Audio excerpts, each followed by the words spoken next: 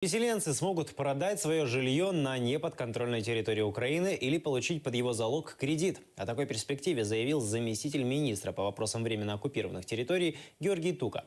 Он сообщил, что министерство рассматривает возможность создания специального фонда, который мог бы принимать документы, подтверждающие права собственности. Такая практика существовала в Израиле, когда государство выделяло деньги тем, кто не мог пользоваться своим жильем в обмен на право собственности.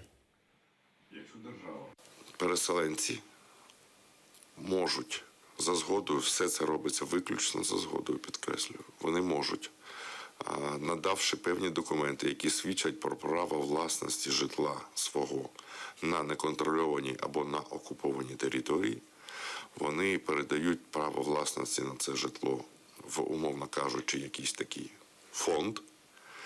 І сам факт права власності, він може бути використаний як гарантія фінансова для залучення фінансових коштів будівництва приватного житла.